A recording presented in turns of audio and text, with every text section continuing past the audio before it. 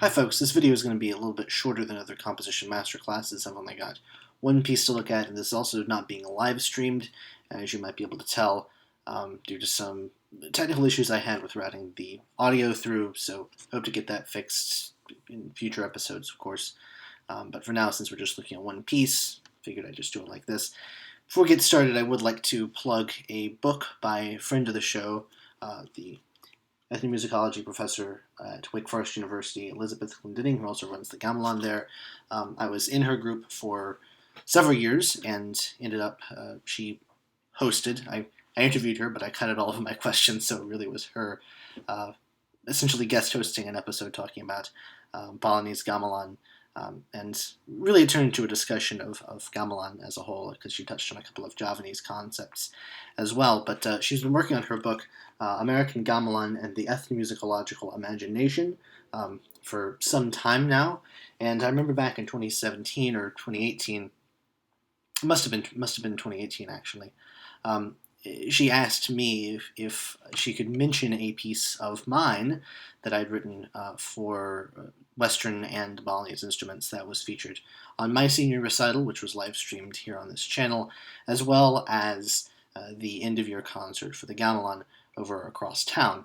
And the way she had mentioned it, I thought that it was going to be simply a matter of her mentioning the existence of a piece which is sort of a crossover, which uses Western and Balinese instruments.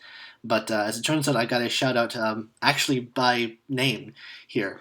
That's not the reason I'm plugging it, but it is kind of fun to have a citation like that. There is a link for, or rather, not a link, but a promo code that you can use if you're interested in purchasing this book. There is a promo code for a certain percentage off. I don't remember the top of my head, but that'll be posted not just in the description here, but also over on the community tab, as well as the Classical Nerd Instagram, which you should follow if you have an Instagram. I don't post that much on it, but mostly it's just thumbnails and occasionally some crazy memes. Today, to get to the meat of the episode, Marcel Simader's Piano Concerto in A Major. This was a piece that was submitted to me, and he says, "Greetings, I'm an amateur composer who started composing between 2 and 3 years ago, and recently got into larger form works. As a submission, I have the first orchestrated movement of a piano concerto in A Major.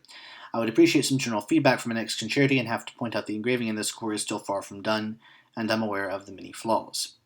So, let's take a listen. I don't know quite what's happening here with the treble clefs, but they're on the wrong line. It's sort of a reverse French violin clef, and the same thing is happening with your time signatures as well.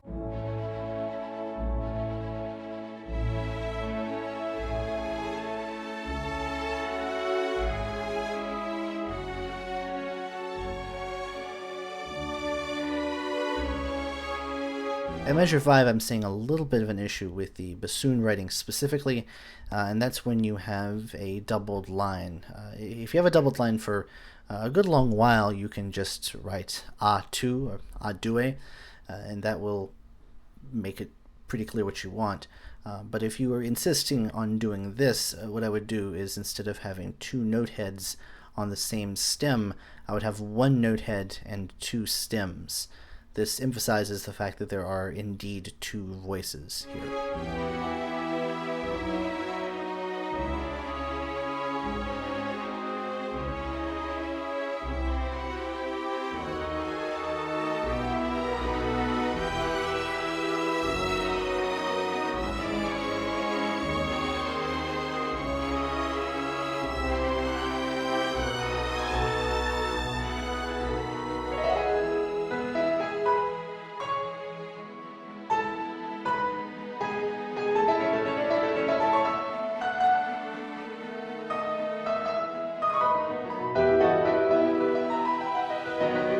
In measure 18, I really like this 3 against 5 motion that you have, but I'm wondering if the quintuplets are a little bit too regular. What I might do is try to mix that up a little bit, maybe have quintuplets, but also different groups of 4 and 6. You can just move around a little bit. And obviously in a performance, it's not going to sound as strict as a MIDI. because the MIDI is going to make this seem very regular and metrical in a way that a true performance of a 3 against 5 polyrhythm, for instance, simply isn't going to be. I'm very curious about your orchestration here at 20, in that the Divisi A3 is going to be a much more subdued sound than the unison from your first violins. And I'm sort of wondering why you didn't split it up 2 and 2. It's going to be very top heavy. The problem is that because of the way that our ears perceive sound, the top is going to open up and people are going to be able to hear that pretty prominently, regardless of its actual dynamic value. So if the thinking here is that the first violin line is going to be more intense, the answer is it's going to change the tone quality, definitely, and it's going to pop out a little bit more than it usually would. But if your idea is, I want it to pop out, you don't really need this orchestration in order to do that. Also of note, it might be interesting to perhaps split the second violins into 2 parts and interleave the violas in there. The violas can go up fairly high. You wouldn't have to relegate the violas to the bottom notes of all of those chords. You could have the violas and second violins trade off in some of the chords that you have simply in the second violins right now.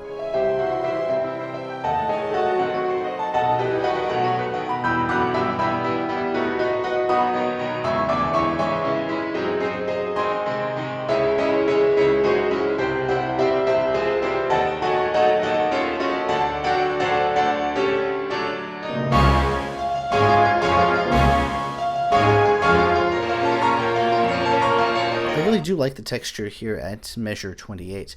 I'm thinking that maybe your string writing is a little bit thick there.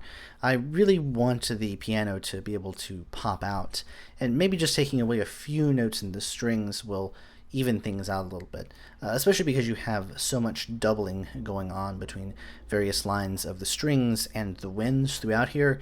Right, you have the violas and the clarinets doing the same thing. You have the bassoons and the cellos doing the same thing. And it's really relegated. And one of the things I would say about this overall, and this is something that you're going to see also when we get later on into the piece, is that the bassoon generally is treated as an instrumental color that doubles something that the strings are doing. It's a very Brahmsian approach in that sense. The orchestration is very string-based, and that a lot of the lower winds specifically are relegated to a much less interesting role than I think they could have.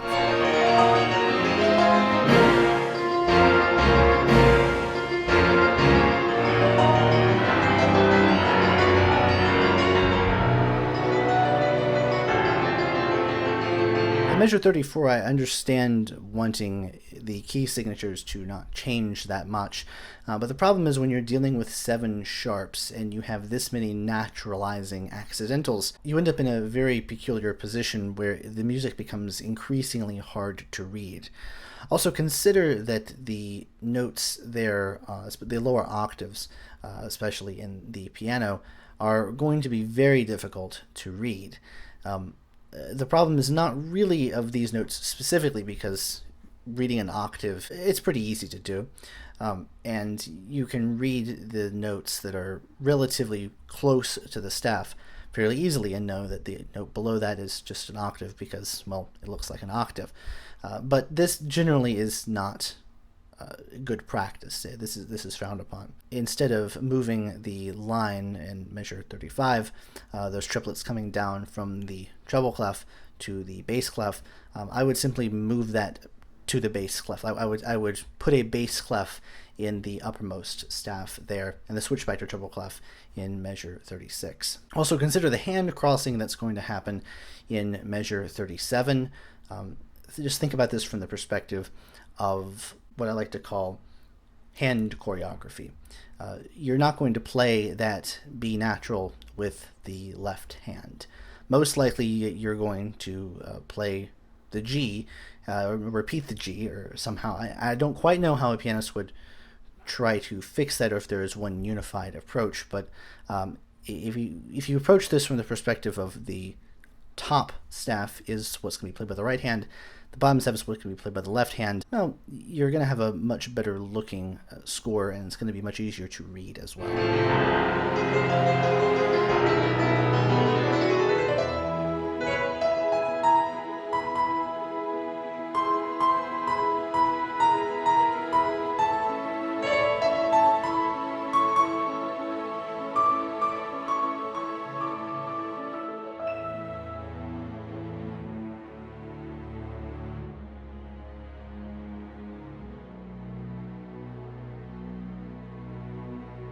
The ritardando at measure 42 is, I think, a really nice moment.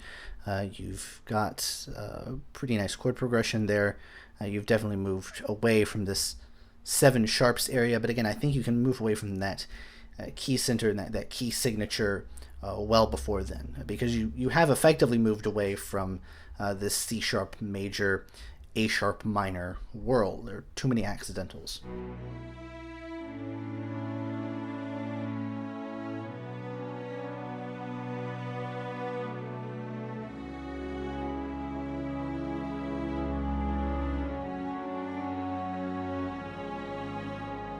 At measure 44, I really appreciate the spacing that you start to do with the trombones. You have this chorale-like texture. What I am wondering about this, especially when you're essentially doubling that with the violas and the basses and the cellos are sort of stuck within it, is that I'm wondering, even if it's pianissimo, that's going to be almost too much. Not only that, but you have the bass trombone stuck in between. It's interleaved with the default tenor trombones. And I don't think this is that bad, because the bass trombone is not that different of an instrument. It has more weight in the lower register, but there's nothing wrong with putting it a little bit higher than a relatively low tenor trombone, because tenor trombones can go up very high, and you end up having some very nice open chords, especially at 47. That's not a particularly great register for the violas, specifically at the lento, and I'm just wondering if you'd be much better served to eliminate some of what the strings are doing and let the trombones speak for themselves. Alternatively, you could do some kind of very, very quiet sul ponticello tremolo there around the lento specifically, and that would emphasize the fact that that line is repeating in a more elaborated fashion. That phrase that in the cellos is repeating there, more elaborated. There are just very subtle ways and you can change the orchestration there at moments that a phrase is repeated that might be applicable to other parts of the piece.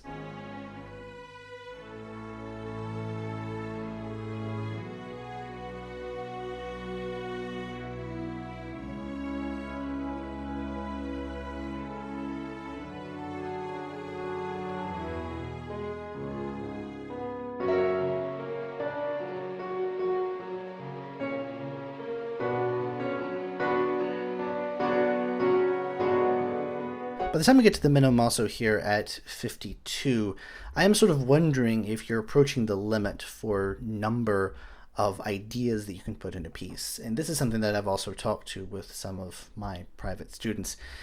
Sometimes there are way too many ideas for a piece, and there's nothing wrong with saving an idea for instance, another movement of this concerto or another piece entirely. And by this point, I feel like you've introduced so many good ideas and memorable ones that you're almost wasting your time by introducing new ones. And really, it would be much more effective if you considered just how you're going to deploy new things, and specifically new tempos as well. There are so many new tempo markings here that sometimes, again, not always, but sometimes that can be a little bit disorienting to a listener, especially because you have, a phrase in the cellos, phrase in the cellos repeats, then you get to this point, and it just seems like it's something that's quite different. What I would do specifically in measure 52 is tie the F over that we see towards the middle of the bar.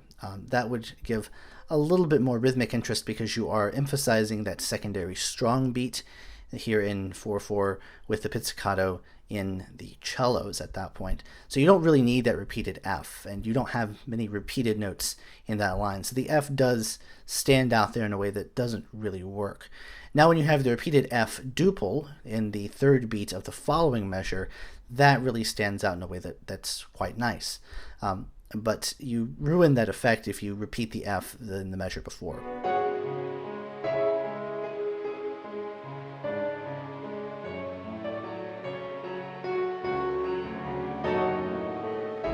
In 55 to 56, I would consider taking the flute up an octave so that you're not competing too much with the violas. You are coloring the violas there a little bit. It's exactly the same notes, but I would be quite wary that the flute is not quite high enough, let's say, to really make that an emphasized line.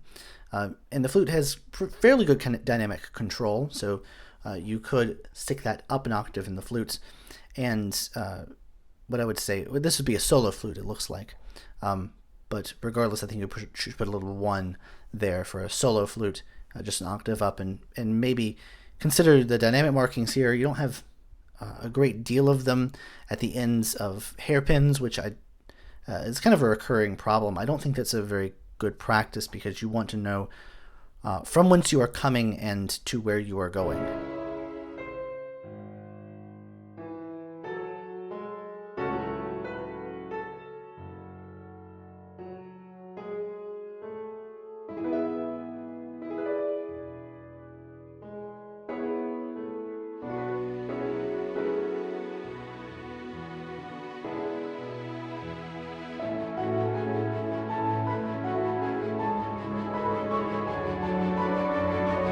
Here at 60 in the Andante, what I want to hear a little bit more of is an increase in excitement in the strings. And this is not really keeping with the neo-romantic style of the rest of the piece, but what I might encourage you to explore is the idea of increasing the amount of the tremolo. You can start non-tremolo, and you can slowly increase the amount of tremolando that you're doing on these notes in order to build up to the next section. But again, what I'm seeing here a lot of, especially in this score, is that as the pages change, there's a tendency to go from one idea to the next, and you don't really stick around an idea long enough to really make it stand out, at least to my ear. I have a lot of good ideas, but I want to hear them develop a little bit more. And also at 60, this is a great example of how the bassoons are used in, frankly, a very boring way. The bassoon has a great sound in the upper register. You could really use quite a bit of it. And you're sticking to a fairly conservative range in your wind writing specifically. You're not writing anything that's too high or too low. And that's a good thing for instance, the oboe, but you don't want to avoid those extreme ranges all the time because they can have some great tone colors. You just don't want to use them all the time, and you have to understand their dynamic limitations as well.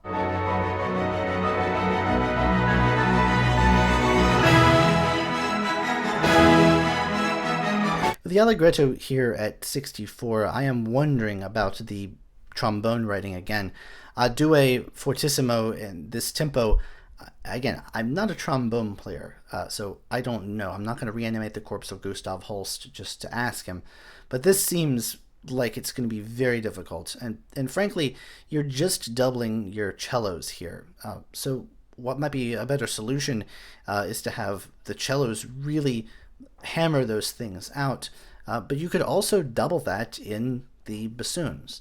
What I'm also noticing here is that you don't have any auxiliary instruments, and it would be great to have a contrabassoon there because high contrabassoon is actually kind of an underutilized sound, and it can sound really quite piercing and jarring in a way that might work here. It can be almost brassy depending on the player, but even just using regular bassoons here could do. That would be a fantastic way to double with the cellos in that register because it's relatively high on the bassoon, and you definitely are playing on the high string, not entirely on the A string, but there's some on the D string for the cello. But that's a nice color for both of those instruments, and lower down, they have a tendency to blend together in a way that I criticized a little bit in this piece. Not for being a bad sound, but for just being kind of unimaginative writing for the bassoons.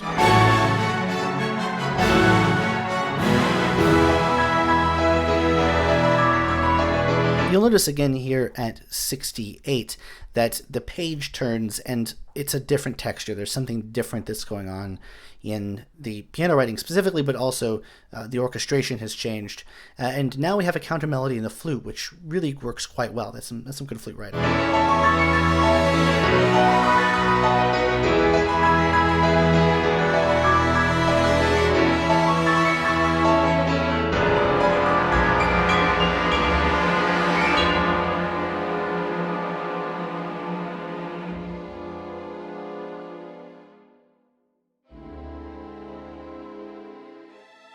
At 79, I know you've made a lot of use of tenor clef in other instruments before. Definitely put this in tenor clef for the tenor trombones. They're pretty used to reading it. In 80, what I would definitely do is change the beaming on that.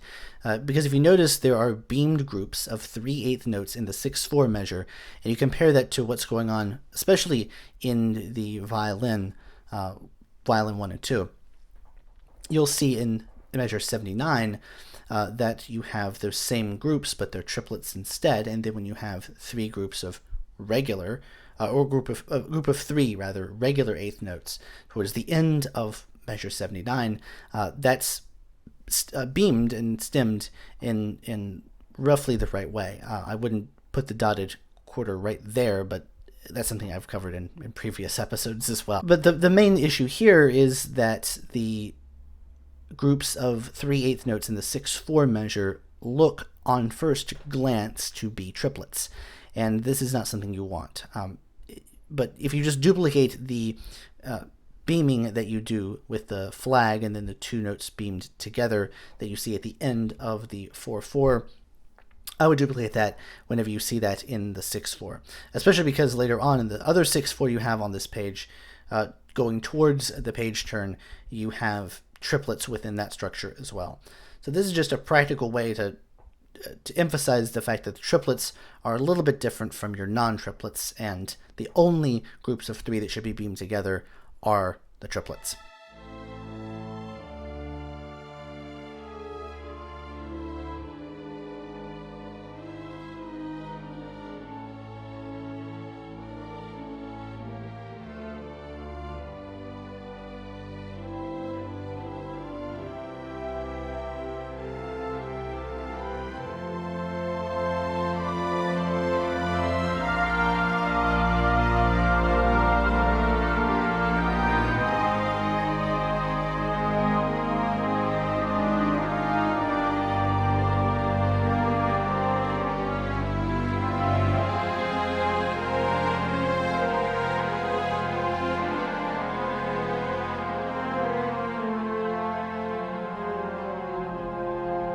At 87, again, I don't want to keep harping on the trombone writing. It just seems like you're writing a lot for trombone, at the detriment of, for instance, the viola. This could be a great viola line.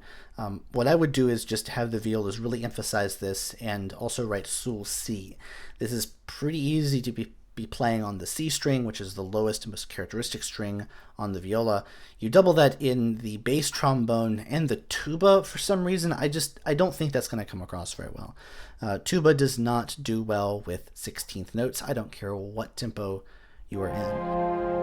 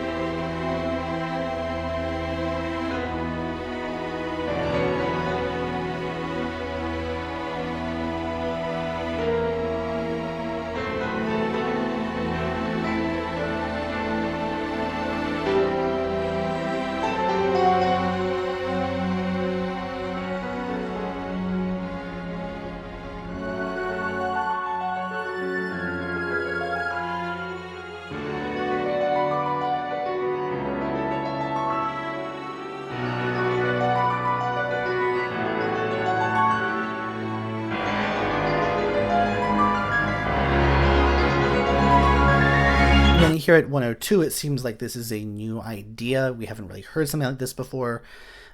It's a great idea, but again, formally, practically, I'm just wondering if you have too much stuff going on.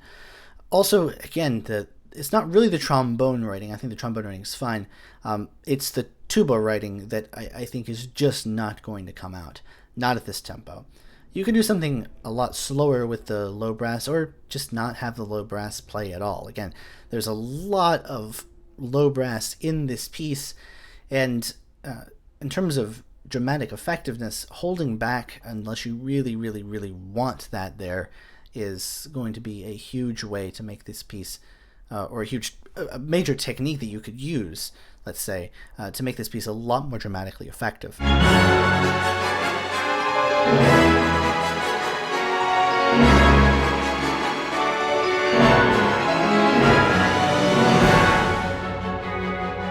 Once again, at 106, the bassoon is much more associated with the strings and coloring the strings. You really could integrate the bassoon into the orchestration of the more interesting woodwind line at that point.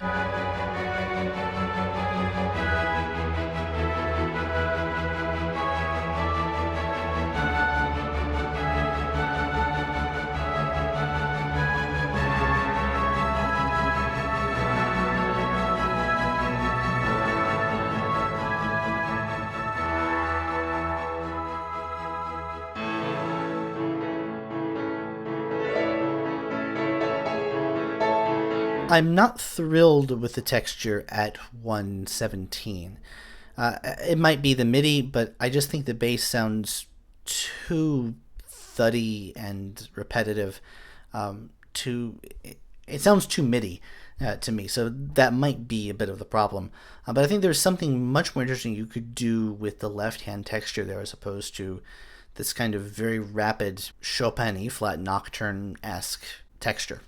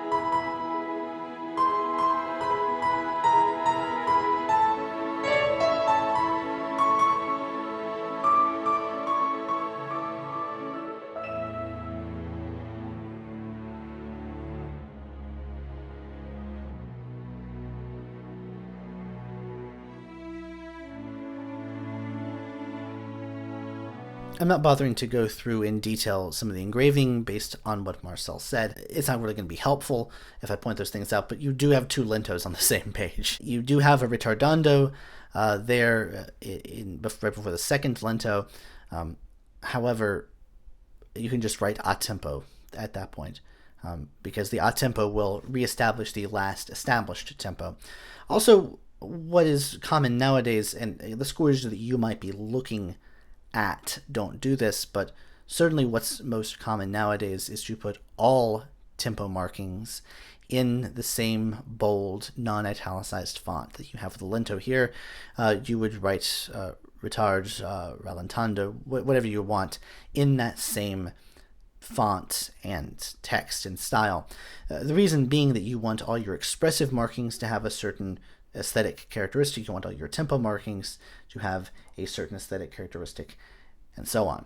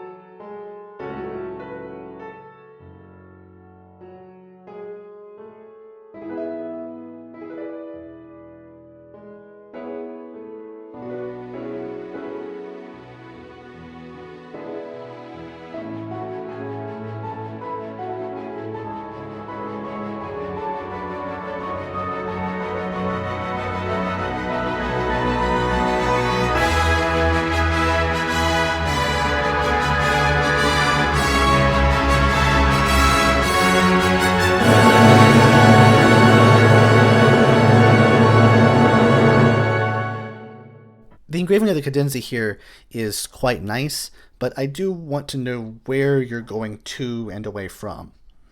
You start at piano, molto espressivo, and you crescendo to I don't know what, and then you decrescendo to pianissimo. I would definitely write at least mezzo forte there, if not forte. I don't know what you want. I don't know what the playback is doing, but it needs to have something there.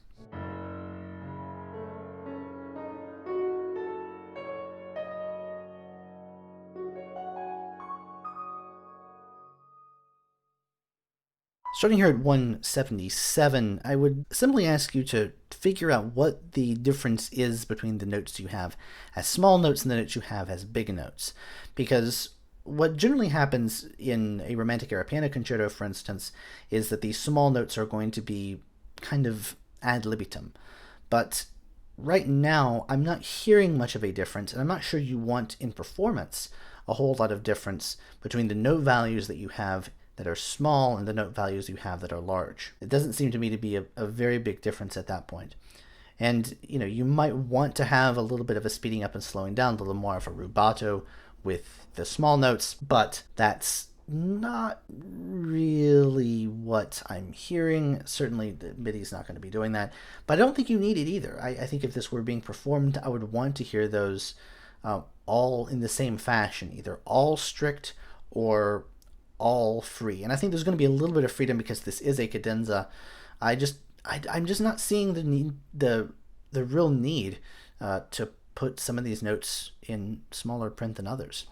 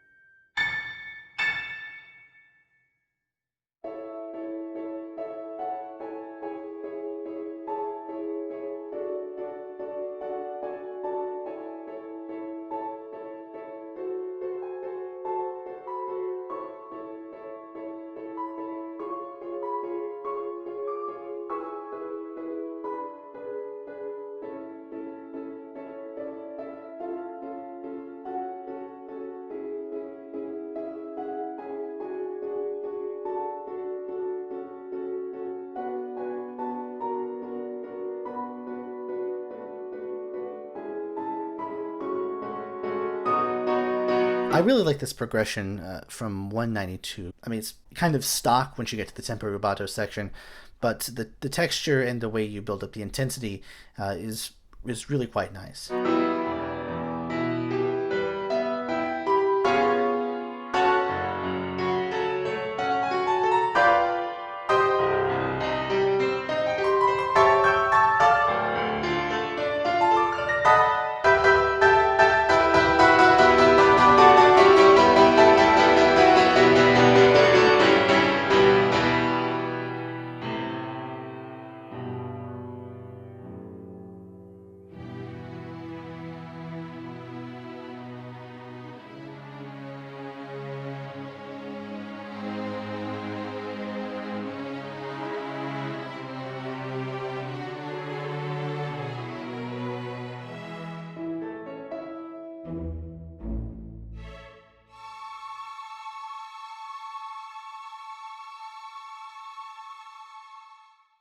I am not sold on the ending in particular.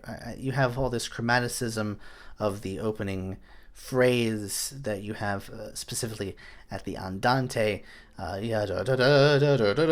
Something again that I like to do on occasion is if I have a piece, then I have something that's really chromatic at the outset of the piece.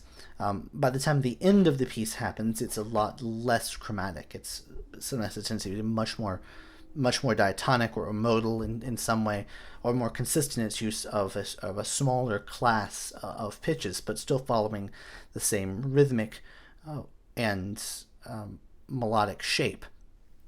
Because that's something that's also identifiable.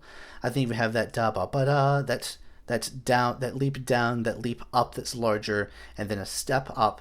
That's something that you could apply to any key, any mode that you're in, and that is going to orally relate in the listener's ear to what happened before. You don't have to exactly quote something.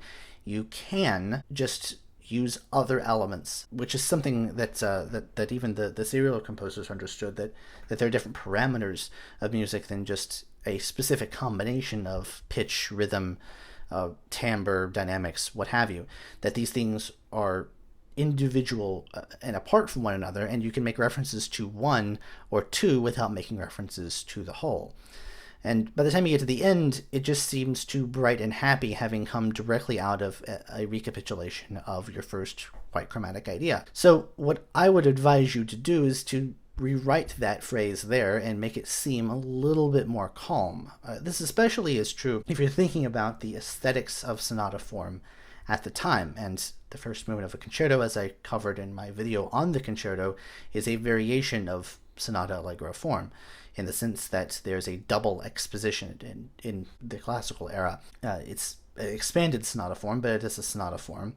And the way the composers of that era thought of sonata form was as a dialogue, or you can even think of it in, I think, more helpful terms than what's generally taught, as a Hegelian dialectic, that there is a kind of synthesis at the end, that you have a conflict or a conversation, and then by the end of the piece you have a situation where the melodic and rhythmic material in this particular instance can be greatly informed by what happened in the intervening period, or in this case, where you're going, because you start out a very expressive romantic mood, and by the end you're aiming really towards this light and airy, almost fun ending in the last three measures.